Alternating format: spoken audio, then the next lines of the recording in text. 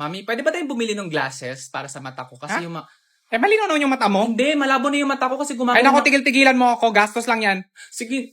Hindi pwede. Bloody hell! Ano? Sumasagot ka? Ha? Aray! Yak, ba't ka naka-glasses? Ginagaya mo si Harry Potter eh. Okay, class, submit your book reports now. Expelliarmus! Mr. Hernandez! Kanina ka pa! Labas! Ayan, feeling wizard kasi. Kuya, ba't mo kinakausap yung toko? Aray! Hala?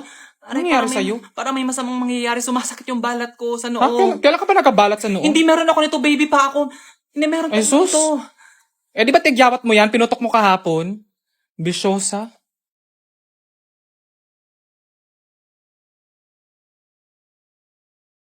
Ay, shoota. Ah.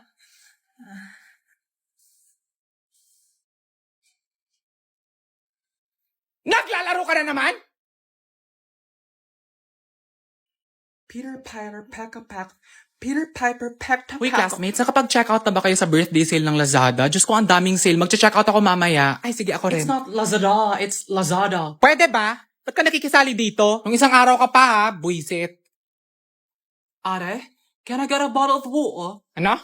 Bottle of water? Ano? Ayusin mo! Bottle of water. I'm thirsty. Tubig! Diyos ko! Ang busy-busy namin dito kung ano sinasabi mo. Sorry. Kaya mo magbenta ng taho? Magbenta po. O sige, paano? Taho! O paano pag malaki yung village? Taho!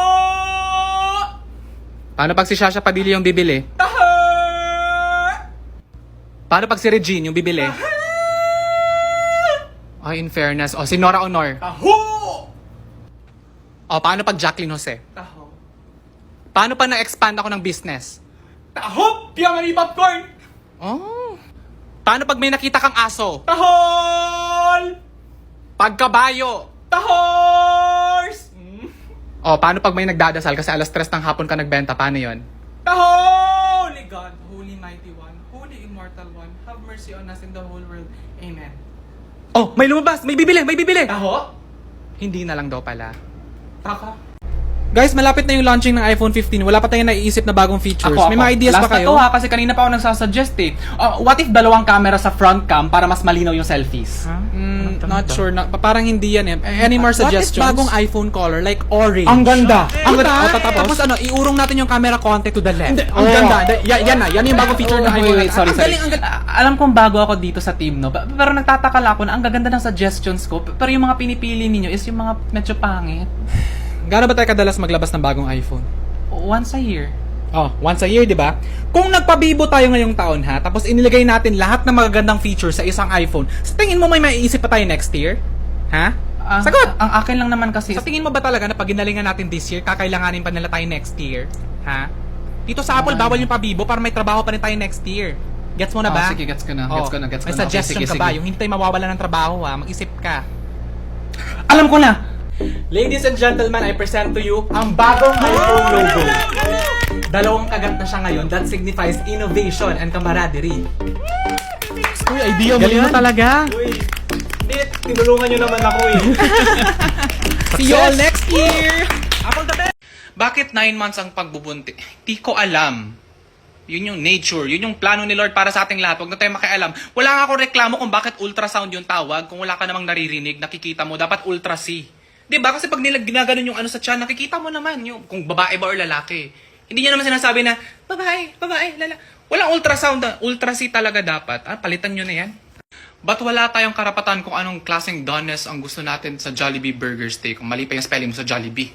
Kaya siguro hindi nila inaayos yung gusto mo. Pero anyway, yun yung gusto ni Jollibee. Yun yung gusto niya para sa burger steak niya. At saka diba, dun siya masaya. Kaya nga, bida ang saya. Kasi, hindi naman sinabi na ikaw yung bida. Huwag kang pa main character. Bakit walang pen sa pen shop? Ba't ka maghanap ng ball pen sa pen shop? Alam mo namang nagbebenta sila ng damit. Alam mo, ikaw yung dahilan ko bakit nagsasara yung National Bookstore. Sa pen shop ka naghanap ng ball pen. Paano paaminin ang magnanakaw? Oh, madami magnanakaw na hindi pa rin umaamin. Pero I think because mali lang yung approach. Kasi para talaga mapaamin mo sila, kailangan biglain mo eh. Yung parang, the Father, the Son, and the Holy Spirit, amin. Oh, diba napaamin mo sila? Ingat ka, Oo naman, te. See you soon, Oo ha? naman, mag-chat ka. Tito, Tatawag Tito, ka. thank you sa pag-attend. Sige, ingat ka. Sige po. Ingat po kayo. Bye-bye.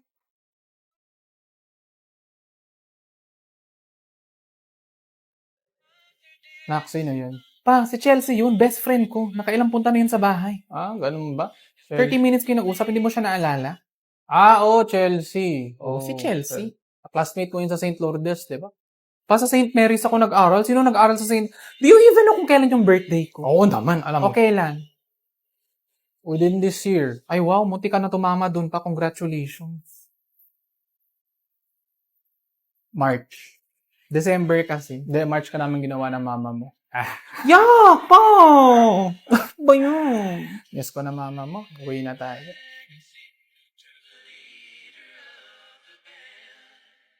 Puro gilagid si Philip pag tumatawa, no? Nanay mo nga pangit eh. Di ba? Tapos ang laki pa nun dito, tapos may buhok pa. Gaganon-ganin mo. Siguro pag hinila mo talaga yung buhok niya, mag-run yung stocking niya. Oh my God, medyo foul yun. Joke lang? Uy, Ano huwag ka ba? na umiyak. Baka ba, huwag mo na lang pansinin. Dahan-dahan lang kasi sa mga joke. Ganyan kayo. Pag ako yung gino-joke nyo, pinipersonal nyo, okay lang. Pero pag ako hindi pwede. Huwag ka na umiyak. Okay lang naman mag-joke, pero sana wag dinadama yung patay. Oh my God. Tina, huwag mo na lang pansinin. Hindi, sorry, nakalimutan ko talaga, swear. Huwag ka na umiyak, huwag mo na lang siya pansinin. Sorry, hindi ko natansya yung joke ko. Nakalimutan ko talaga. Ang bastos nun, sorry. Okay lang, Philip. At least, tahimik na yung nanay ko. Di katulad ng nanay mo, bunga ng tinubuan ng tao. Bumangera yung mama niya, di ba? Alam ko kasi talaga may kabit siya. Nafe-feel ko talaga eh. Sure ako dyan. Hindi ko lang talaga siya makonfront kasi wala akong ebidensya. Hindi ko nga alam kung sino yung kabit eh. Ginawa mo na ba talaga lahat? Oo, ginawa ko na lahat. Hindi, feeling ko hindi mo pa nagagawa lahat. Alam mo ba yung passcode ng phone niya? Oo.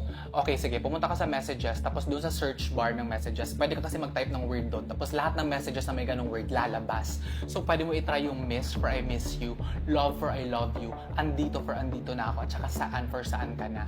Eh, paano kung relative niya lang pala? Normal lang naman mag-I love you or I miss you pag relative. Hindi, okay lang. Isulat mo pa rin lahat ng numbers na may ganong words sa messages nila. Tapos, i-cross-check natin sa Gcash. Bakit Gcash? Hindi, kasi sa Gcash kasi pag tinype mo yung number, lalabas yung pangalan ng username. Pero di ba first at saka last letter lang yung lumalabas? Hindi, okay lang. Lahat pa rin ng pangalan isulat mo kahit first letter at saka last letter na yan. Tapos ito na yung exciting part. Pumunta ka sa Instagram or sa Facebook tapos i-check mo lahat ng following list niya. Tapos kung sino yung pangalan na magmamatch doon sa mga lumabas doon sa numbers, yun. At least medyo limited na yung mga natin options natin kung sino yung kabit. Ay, unfair. Ang galing mo dun. Hindi ko naisip yun. Dapat siguro nagcha-charge ka na ng mga ganyan. Di ba? Siguro kung ginawa mo business yan, madami ka ng pera. Tapos kakainin ko, no? Tapos iinom ako ng tubig. Charis! Uy!